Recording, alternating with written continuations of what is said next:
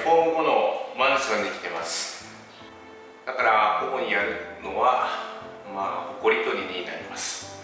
でいつも活躍しているのはこの掃除機なんですけど、掃除機って言ってもこの蛇腹の部分が劣化して弱い部分なので時々破けたりするんですね。ですから今日も買い替えたんですけれども、今日の掃除機をちょっと撮影してみたいと思います。どれぐらい最初汚れてるかちょっと見ていただきましょうか。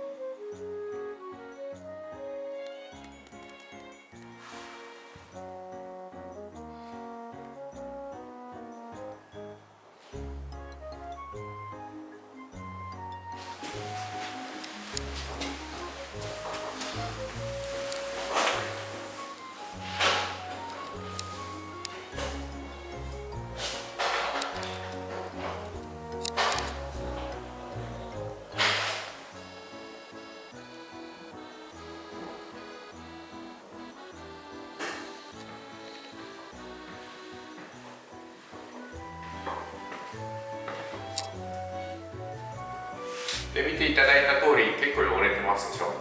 で掃除機を最後にかけるお掃除屋さんもいるんですけれども、私は一発目にかけています。理由は窓とかやるときに水が垂れたときにそこがほこりが溜まっていると最後に掃除機って吸えなくなってしまうっていう理由と、ゴミによってはゴミを踏んだときに床が傷ついてしまう場合があるんですね。ゴミを引きずったっていうのかな、そういうのが嫌なので一発目で全部掃除機をかけて、で最後仕上げる前にもう一度かけます。2回掃除機を私はかけてます。お掃除屋さんによっていろいろやり方はあるかもしれません。今日はこの掃除機をちょっと撮影していきたいと思います。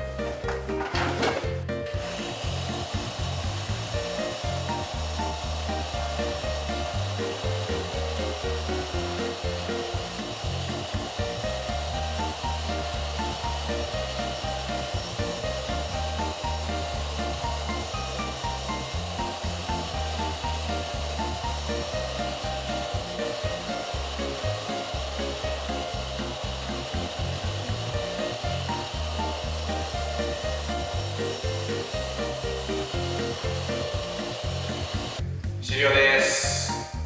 掃除機かけは非常に大切なので、端折りたくなるかもしれませんけれども、きっちりかけましょう。皆さんお疲れ様でした。また明日も頑張ってください。失礼します。